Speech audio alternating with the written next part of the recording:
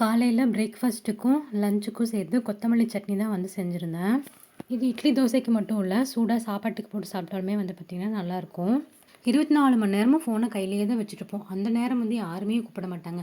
ஒரு 5 நிமிஷம் நீங்கள் ஃபோனை வச்சுட்டு அந்த பக்கம் போனீங்கன்னா தான் இந்த பக்கம் ஒரு 2 மிஸ்டு கால் இருக்கும். அப்போ தான் ரொம்ப இம்பார்ட்டண்ட்டான பர்சன் கூப்பிட்டுருப்பாங்க. அப்படி இல்லைன்னா ரொம்ப வருஷம் கழித்து யாராவது கூப்பிட்டுருப்பாங்க, கொரியர்காரங்க கூப்பிட்டுருப்பாங்க. அது எப்படி ஃபோனுக்கிட்ட நம்ம இல்லாதப்போ கரெக்டாக இவங்க கூப்பிட்றாங்கங்கிறது தான் எனக்கு பெரிய டவுட்டாக இருக்குது. எனக்கு மட்டும் தான் இப்படி நடக்குதா, இல்லை உங்களுக்கும் இப்படி தான் நடக்குதான்னு கீழே கமெண்ட் பண்ணுங்கள். இந்த சட்னிக்கு ஒரு 1/2 கப் கடலைப்பருப்பு, 1/4 கப் உளுந்தம்பருப்பு, 2 வரமிளகா, கொஞ்சமாக சின்ன வெங்காயம், 2 பல் பூண்டு, அதுக்கப்புறமா ஒரு 1/2 மூடி தேங்காய், உப்பு, க்ளீன் பண்ணி வச்சுருக்கிற மல்லி இலை, இது எல்லாத்தையுமே கொஞ்சமாக எண்ணெய் விட்டு ஒன்றா வந்துட்டு நல்லா வதக்கி எடுத்துக்கலாம். கடைசியாக ஒரு சின்ன துண்டு புளியை வந்துட்டு அந்த சூட்லேயே வந்து போட்டு வச்சுருங்க. இந்த மிக்சியில் வந்துட்டு நல்லா அரைச்சி எடுத்துட்டீங்க அப்படின்னா சூப்பரான சட்னி வந்து ரெடி. பாப்பாவோட லஞ்ச் பாக்ஸுக்கு இதுதான் வந்து இன்றைக்கி பேக் பண்ணி கொடுத்தா. நாளைக்கு பார்க்கலாம்.